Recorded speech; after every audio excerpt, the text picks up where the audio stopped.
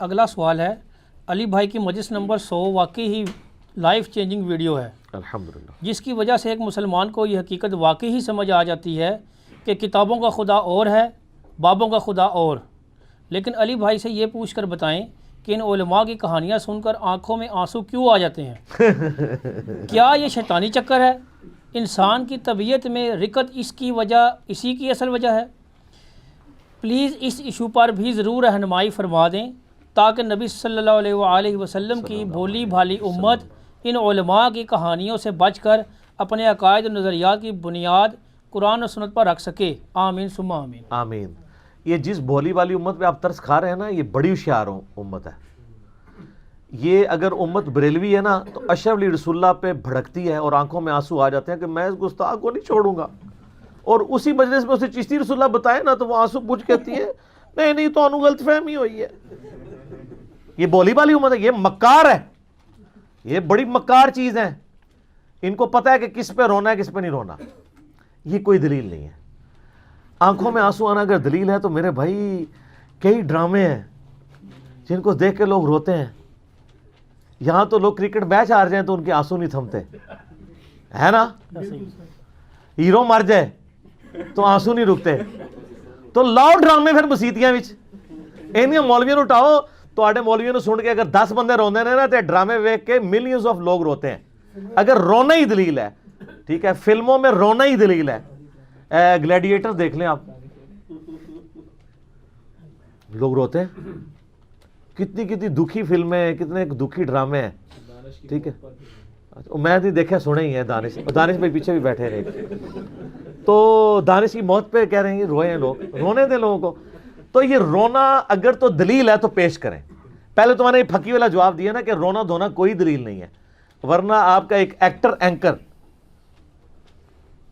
پورے پاکستانی عورتوں کو بٹ بناتا رہا، روتا رہا رمضان کے مہینے میں، ٹھیک ہے، اور پھر اس کے جو کرتوت سامنے آئے، جو لیک ویڈیوز سامنے آئی، تو آپ نے دیکھ لیا کہ ان کا اندر والا چہرہ کیا ہے، ٹھیک ہے۔ اور آپ سنیں وہ نعتیں بھی پڑھتا ہے، کس طرح روتا ہے، ٹھیک ہے جی، اور مولویوں کو سامنے بٹھا کے گالیاں نکال رہے ہیں ماں بہن کی، کیونکہ ان کے پیڈ مولوی ہیں نا، ٹھیک ہے۔ آپ نے دیکھا ہے پیسہ کتنی طاقت ہے، ٹھیک ہے نا، وہ ان کو گالیاں نکالتا ہے سامنے بیٹھ کے، اور وہ آگے سوری کرتے ہیں، سوری اس کو کہ یہ گالی نکالی ہے۔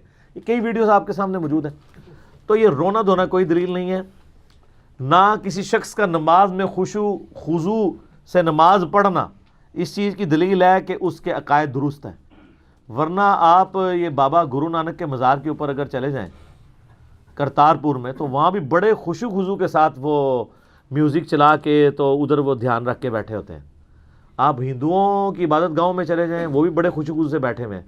سر آپ چلے جائیں ویٹیکن سٹی میں، وہاں بھی بڑے خشوع خضوع سے لوگ عبادت کر رہے ہیں۔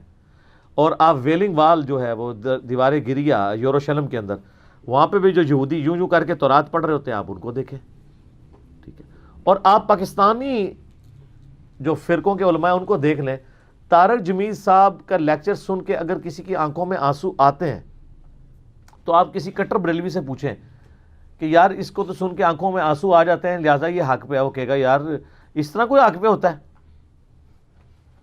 اور سب سے زیادہ جو رونے والا مکتبہ فکر ہے اس کو تو آپ کی پاکستان، انڈیا، بنگلہ دیش کی اکثریت کافر سمجھتی ہے، شیعہ کو، وہ تو ہر مجلس میں روتے ہیں۔ تو کہتے ہیں نہیں رونے دھونے کو چھوڑیں۔ اگر رونا دھونا دلیل ہے تو پھر دوسرے کے حق میں بھی تو مانیں آپ، ٹھیک ہے۔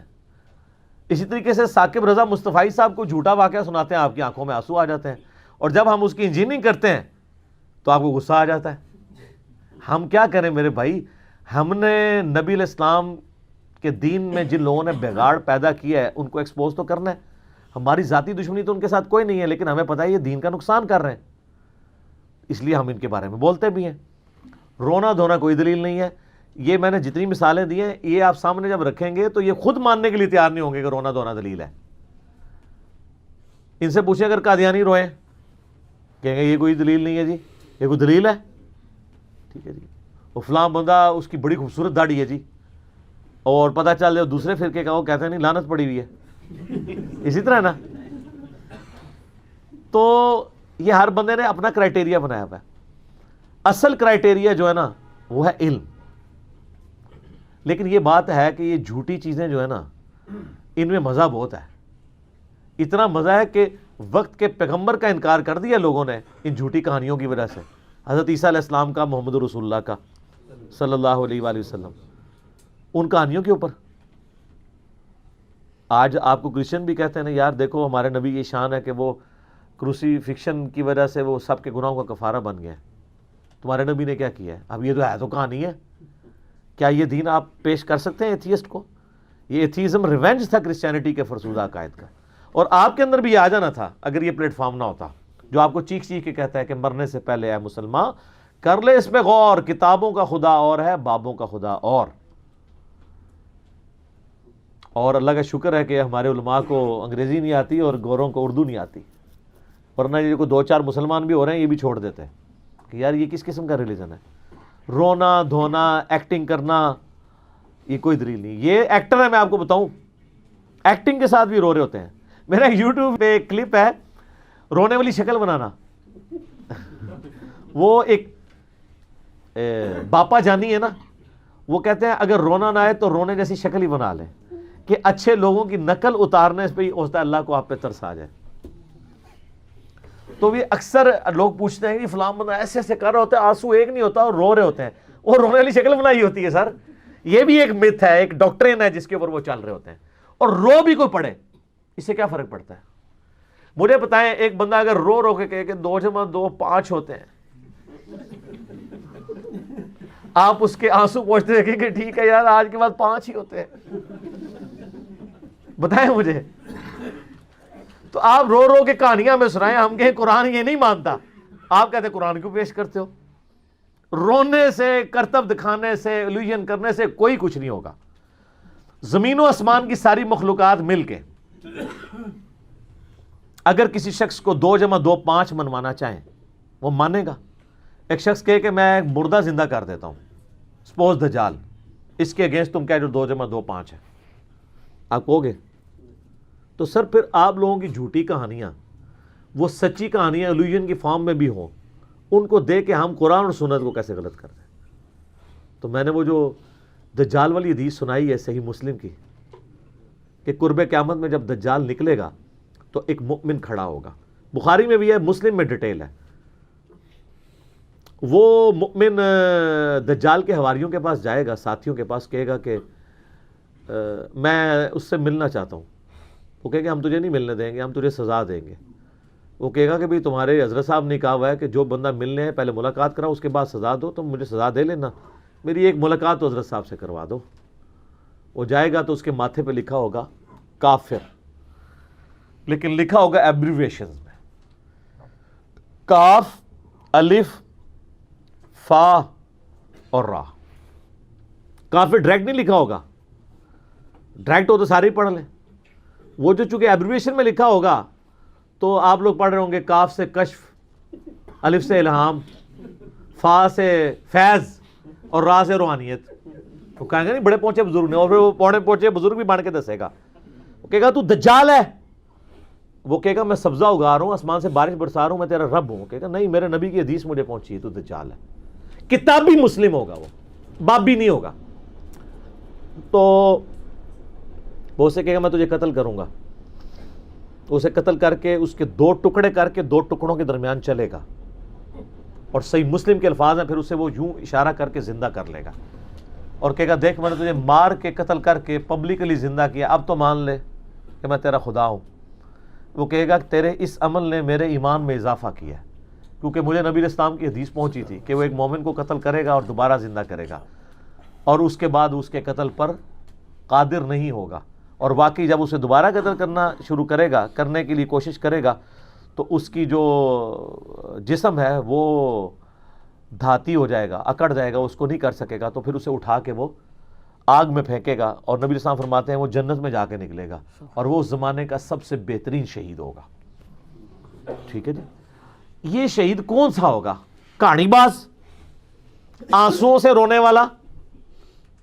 میرا حال ہے ادھر جتنے لوگ ہوں گے وہ مردے کو زندہ دیکھ کے آنسوؤں سے رونا شروع کر دیں گے، واہ حضرت صاحب کیا کمال کیا، کتنے سو پہلے انجینئر صاحب نے ساڑا بڑا مذاق اڑایا، تسی کتنے سو۔ تو انجینئر صاحب وہیں پہ ہوں گے, وہ جو حضرت صاحب ہوں گے نا وہ اسی ڈاکٹرن پہ عمل کر رہے ہوں گے جو ہم لے کے چل رہے ہیں. میں یہ نہیں کہہ رہا کہ میری ڈاکٹرن پہ, یہ میری ذاتی نہیں ہے, شروع سے ہے کتاب اللہ اور سنت, کتاب اللہ اور اہل بیت, ٹھیک ہے. تو یہ پلیٹ فارم غدیر خم پہ کھڑا ہے. یہ کہانیاں سنا کے رونا, آنکھوں میں آنسو آنا. اچھا وہ کہتے ہیں انجینئر صاحب آپ بھی نا اس طرح کے کلپ ریکارڈ کرایا کریں کہ لوگ روئیں. میرے بھائی مجھے ایکٹنگ کرنی نہیں آتی. بہرحال میرے کئی ایک کلپس ہیں جس کے اندر میرے پہ جینون خود رکت آری ہوئی ہے. وہ ہدایہ پورٹل نام کا بنایا ہوا ایک یوٹیوب کا چینل ہے, فیس بک پہ بھی ہے, وہاں پہ ہمارے بھائی نے اپلوڈ کیے ہیں, وہ آپ دیکھ سکتے ہیں. اور جینون جو چیزیں ہیں وہ میں نے بتائی ہیں. اگر آپ کو زیادہ شوق ہے تو ابو ذر غفاری والا میرا کلپ دیکھ لیں, ایک لائف چینجنگ گفتگو والا کلپ, اور کئی کلپ ہیں صحابہ کرام کی بایوگرافی پہ جتنے میرے کلپس ہیں آپ اگر دیکھیں تو آپ, لیکن وہ آنسو آنا اس بات کی دلیل نہیں ہوں گے کہ میں جو بھی کہہ رہا ہوں وہ صحیح کہہ رہا ہوں گا. دلیل پھر بھی کتاب و سنت ہی ہوگی. یہ بات سمجھ لیں, کسی کی بات سن کے دل کو اچھا لگ جانا اور آنکھوں میں آنسو آ جانا یہ اس چیز کی دلیل نہیں ہے. انہی کہانیوں کی وجہ سے ابھی تک لوگ جو ہے نا وہ برائی کو لے کے چل رہے ہیں. فلاں بندہ اتنا روتا ہے, فلاں بندے کی شکل بڑی نورانی ہے. سر صحیح مسلم حدیث ہے اللہ تعالیٰ تمہاری شکلوں اور مال کو نہیں دیکھتا, دلوں اور اعمال کو دیکھتا ہے. اب دل کس کا کوئی جج کر سکتا ہے؟ اب مجھے بتائیں, ایک بڑے خوبصورت حضرت صاحب ہوں, خوبصورت داڑھی پگڑی, بات بات پہ آنکھوں میں آنسو آ جاتے ہوں, اور آپ ان سے دودھ لینے جائیں ان کی دکان پہ, وہ پانی ملا کے آپ کو دیں اور اس میں سے چھوٹے چھوٹے 2 مینڈک بھی نکل آئیں, تو آپ کو ساری بزرگی بھول جائے گی کیونکہ وہ دنیا کا نقصان ہوا. اور آپ جائیں کہ یہ دودھ جعلی تھا, اور آگے سے وہ آپ کو کہے کہ یار شرم نہیں آتی تمہیں, مطلب حضرت صاحب پہ الزام لگا رہے ہو, آپ کو کہ لعنت بھیجتا ہوں ایسے حضرت کے اوپر بادہ اڑا ہوا ہے. تو یہ لعنتیں تو آپ سارے بھیج رہے ہیں, ٹھیک ہے, لیکن اپنے مطلب کی خاطر.